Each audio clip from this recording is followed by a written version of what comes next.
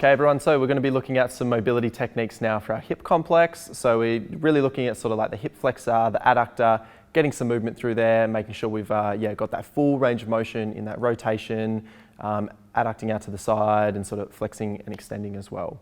Number one we're going to be looking at is a fire hydrant. So you guys may have done this one before in our classes. We're going to be on all fours in this quadruped position here. And from there, we're going to start one leg at a time. We're going to extend our leg up to the side, then back, and then bring it back in. Trying to make sort of like a big, nice circle with our knee as much as we can.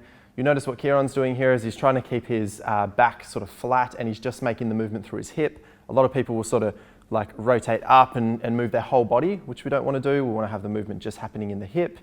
And we can also do this both directions. So extending back, up out to the side, and then controlling back in. They do feel very different, so make sure to do both when you're giving this one a go. Alrighty, technique number two, we're going to be looking at the adductors now, getting a bit of movement through that complex in a nice extended position.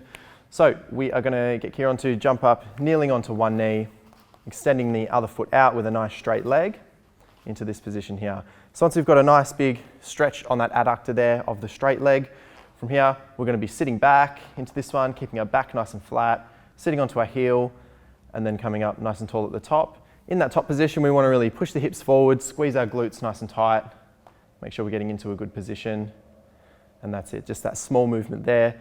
A lot of people complain that when we do these ones in class, they don't actually feel it that much. If you don't feel it, it just means that that foot needs to go out a lot further so that you get that sort of stretch before you start. So just keep that in mind as well. All right, so last but definitely not least, we have a banded hip flexor stretch for this one. So it's very similar to our common hip flexor stretch that we all do in class and probably do at home as well. But this one just gives us a little bit more of a stretch, a little bit more range on that one to really help get into a bit of a better position. So from here, we are going to need a big band, one that's a little bit thicker than normal if you do have it. And we're going to attach it onto a rig. You can use whatever you have, maybe a patio post at home or something like that. We're going to get Kieran to grab that one, chuck his foot through whichever side we're stretching first, and where we're placing it is that little fold where your glutes finishes and sort of attaches into your hamstring there. That's the area where we're putting the band in that little fold. Going to walk it back, get plenty of tension on the band. Once it's in position, we're just going to get into that hip flexor stretch. That foot is down flat.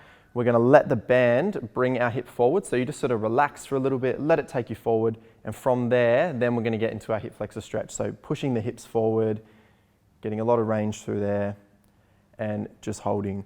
So some people find it better if they just hold. Some people like to sort of move back and forth slowly through this one and sort of just really rock back and forth. But what we want to make sure is that we're being quite relaxed through this one and letting the band do most of the work once we're in that position. So that's it guys, that would be my top three for your hip mobility. Have a bit of a go, a bit of a play with them, and if you need a band, let us know.